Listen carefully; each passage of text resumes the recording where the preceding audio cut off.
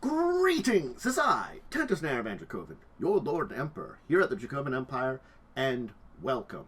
Today we're going to be diving back into the lore of the Pathfinder role-playing game system and its planet of Golarion. We've been doing this a bunch. If you want to check out any of the old videos, please go ahead and do so. And if you are just joining me in the two locations, you could, live on Twitch. Hi Twitch, you're there. We can always see you over there. And of course, if you're joining me later on YouTube, hi YouTube. For you guys out there, you know, YouTube, just liking, following the video, ringing the bell, liking, subscribing, ringing the bell, all those things are great. So, now this is what we're going to talk about today is the first of an ancestry that is a humanoid race in Golarion, but not one you normally can play. So my question is, have you encountered Ardos? That's the question for both, you know, Twitch and YouTube. You guys can answer it for me. And that's, yeah, what we're talking about today. The fearsome shark humanoids who are mostly found, well, primarily found in the tropical waters of Garun's west coast, that are known for being sharks, hunting sailors and sea creatures and other things that they encounter. You know, have you battled with one, encountered one, tried to communicate with them? Those are the questions I've got for today.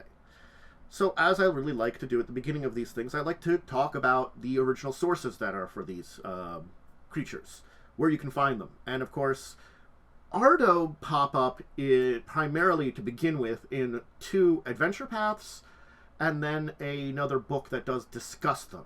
The adventure paths are from Serpent's Skull, Racing to the Ruin, and, of course, from Skulls and Shackles, Raiders of the Fever Sea, because they've got an entire thing on the oceans of Golarion. And also, there is some mention and discussion of them in the Cities of Golarion book. But again, this is the combination of these things gives us the picture that is Ardo. And there's a picture of Ardo. Now, I will note, Ardo has not been reintroduced to 2nd edition as of yet. Doesn't mean we won't find it, but we don't have it directly in 2nd edition Pathfinder. So as you can see, they are a shark / human-looking, or general humanoid shark, possessing features of both of these creatures. Their upper body is a heavily muscular humanoid, lower torso of a shark. They have a face has eyes and nose that are more human-like, but an oversized mouth filled with shark teeth that can cut through bone with ease. It has a fin that runs from the back of their head down to their torso and ends at their waist. And they have this thick, muscular shark tail. Your average one is between actually 7 and 8 feet long. They usually weigh around 250 pounds. But their size can vary depending on this area that they live in. If you're an Ardo from a relatively calm region, they tend to actually be a lot less sized. They'd be smaller and actually even a little bit less brutish than their kin that live in storm-racked bays. Now, there are rumors of Ardo that are up to the size of whales in the most tumultuous waters, aka kind of like whale shark Ardo. But, you know, they're rumors, which you can use if you really want to in any of your adventures. Thanks, motorcycle. I mean, you could just use that if you really want to in an adventure. It's rumors for now. So when we talk about Ardo and what they are kind of in the natural world, they are carnivores. They reproduce by laying eggs, which are then fertilized after they've been laid and left to gestate for 3 months before hatching. Very fish-like. Their partners really only mate to keep the motorcycle again. They really only mate to keep the tribe healthy and large. They don't have attachment to any of their partners, or even their offspring, actually. They do, in a way, care for their young, though, even though they don't have attachments to them. They build nests and sea caves for them. And these young initially hunt small sea creatures, moving on to larger prey. And in about a decade, an Ardo is fully matured. The average age for an Ardo is about 30 years, but some of the more powerful ancient ones will live to be about 50 years old, about half a century. Now, primarily, as I said at the beginning of this, you will find Ardo on the west coast of Garun. Well, those are the tropics of the Arcadian Ocean. they tend to be a more shallow living species. Near shore regions, they pursue, but if they target a boat and sailors, they sometimes will pursue them into deeper waters. You can even find some in tranquil waters near villages or cities, which can make beaches or docksides dangerous if you're hanging out on your own. You might be stalked by an Ardo if you're off on your own. I'm going to butcher this one here. Ilismagorti. Oh, on Medagalti. Ilismagorti around Medagalti Island is known as the territory of the Canano Ardos, who call the reefs at the entrance to the harbor its home.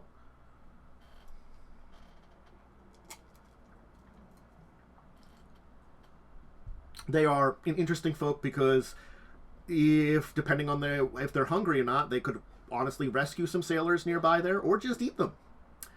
Just keep that in mind for that group of them there. The Eye of Abandigo has had a result on many Ardos.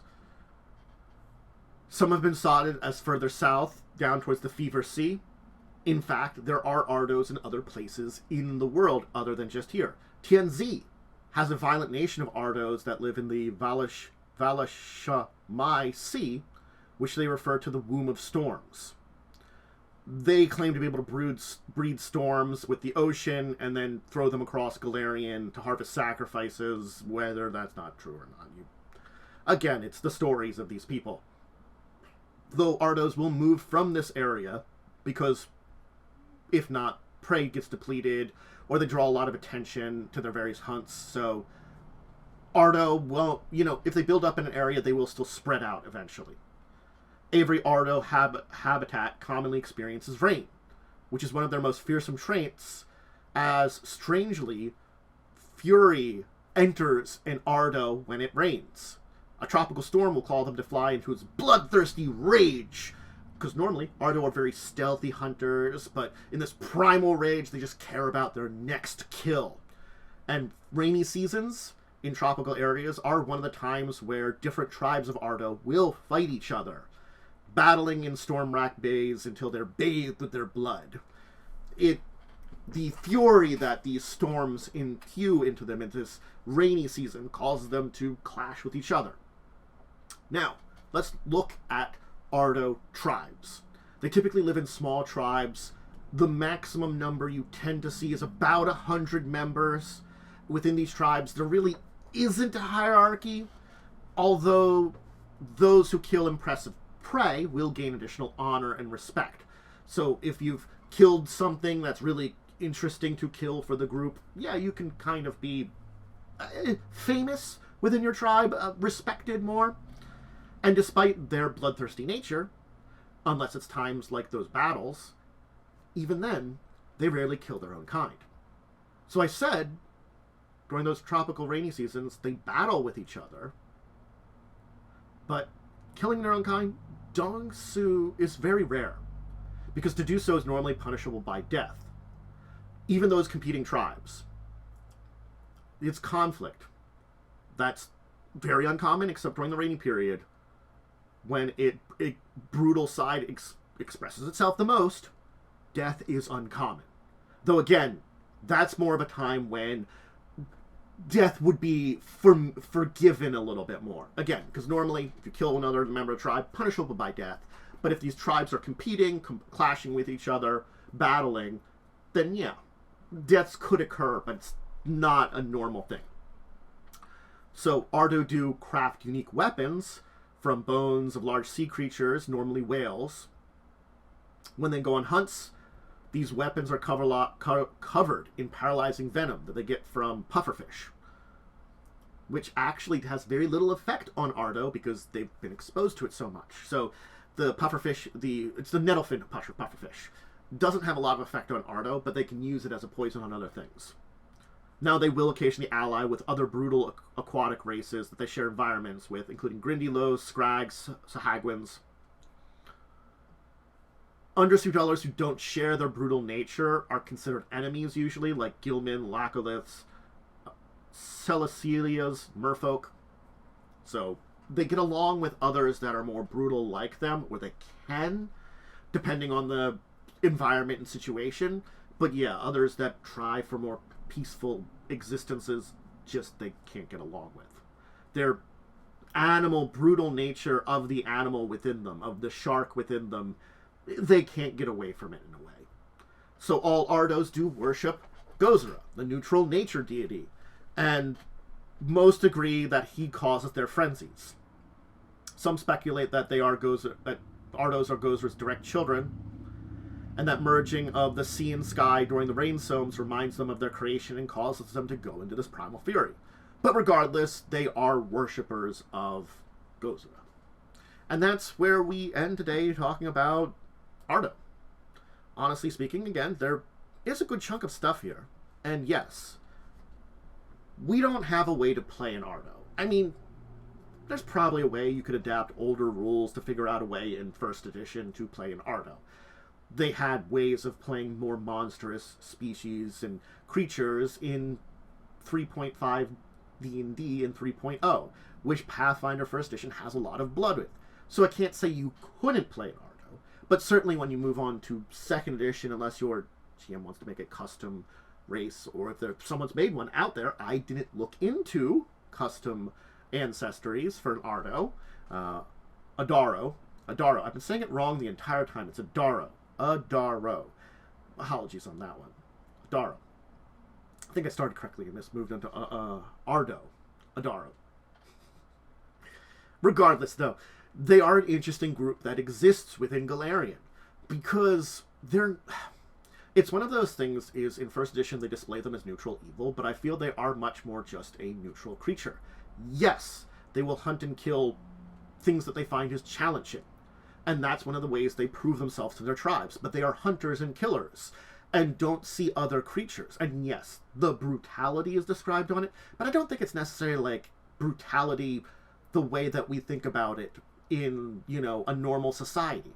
I think the Adaro are just creatures that are savage carnivores, and they hunt and kill and eat. And yes, the bigger, tougher enemies that they hunt and kill and eat is an impressive way to their tribe. So something like sailors on a boat, which are more difficult to fight and much more of a tough target than like a dolphin in the water, yeah, that's why it's different. That's why, yeah, they bother people. People are dangerous, It's the joke of, the most dangerous creature to hunt man, not a joke, the old trope from, the movies and stuff like that.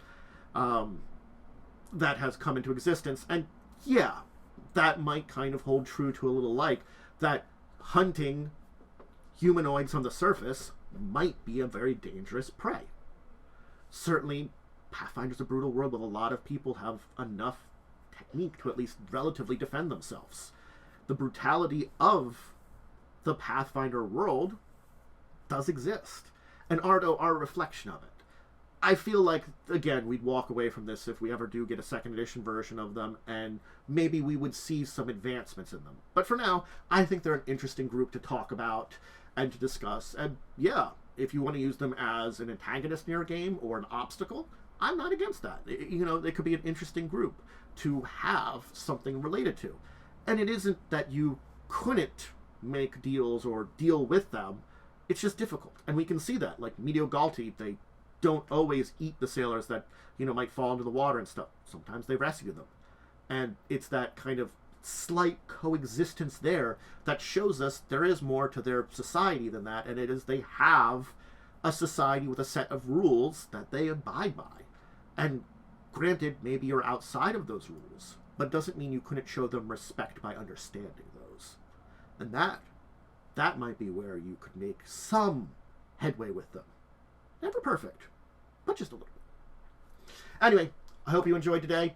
If you want to check out all my other stuff, I got a lot of tabletop stuff up on YouTube. If you're looking to watch me live on Twitch, that's Tuesdays, Thursdays, Fridays, / maybe Saturdays, where I talk about tabletop stuff. Thursday days where we talk about Pathfinder. Usually either early afternoon or late morning, depending on the day and depending on my life schedule.